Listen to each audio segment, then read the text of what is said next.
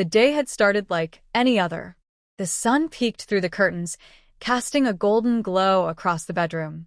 I stretched lazily before making my way to the bathroom for a hot shower. The house was quiet.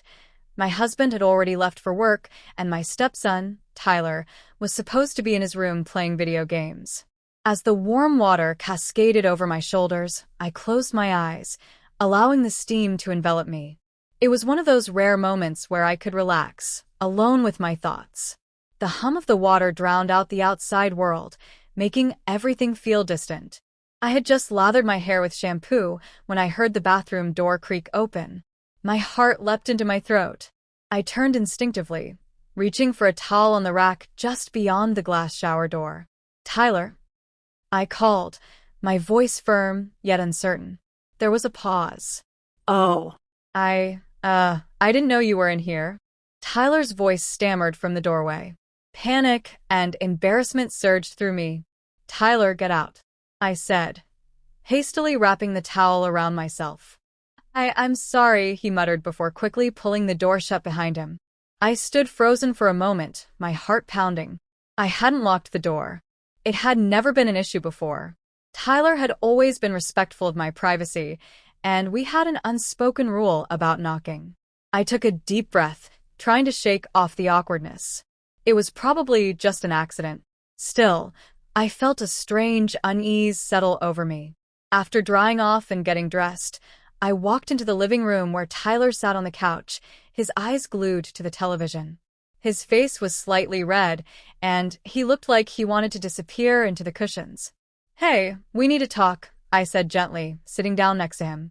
He shifted uncomfortably. "I really didn't mean to, I swear. I thought you were in your room.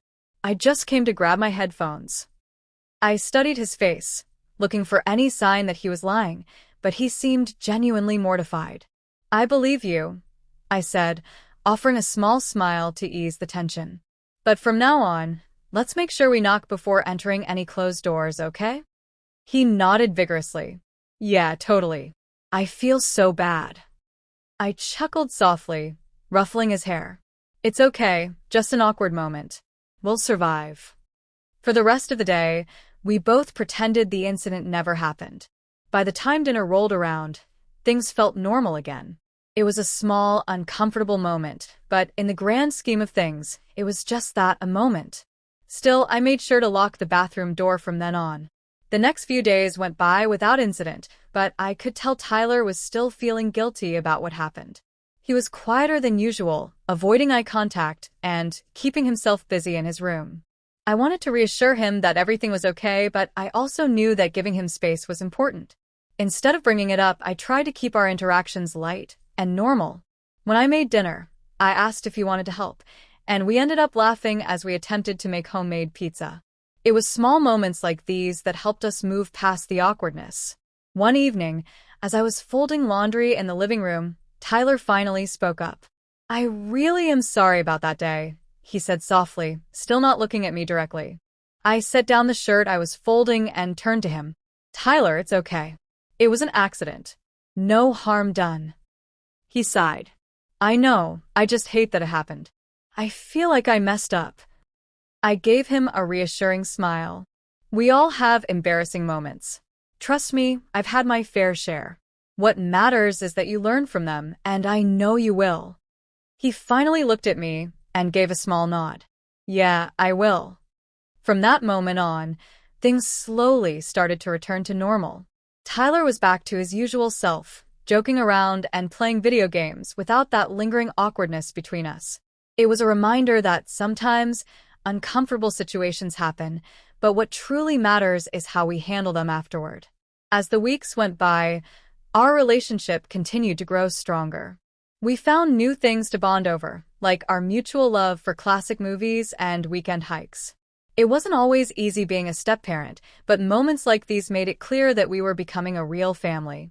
One day, as we sat on the back porch watching the sunset, Tyler turned to me and said, "Thanks for not making a big deal out of everything. I really appreciate it." I smiled. That's what family is for. We move on, we grow, and we look out for each other. Tyler nodded, and for the first time since the incident, I could see the weight lift off his shoulders. It was in that moment that I realized something important. Family isn't just about blood. It's about the bonds we build, the trust we nurture, and the way we support each other through the ups and downs. That day in the shower might have been an awkward mishap, but it led to a deeper understanding between us, and for that, I was grateful. From then on, we both made sure to respect each other's space, and most importantly, to always knock.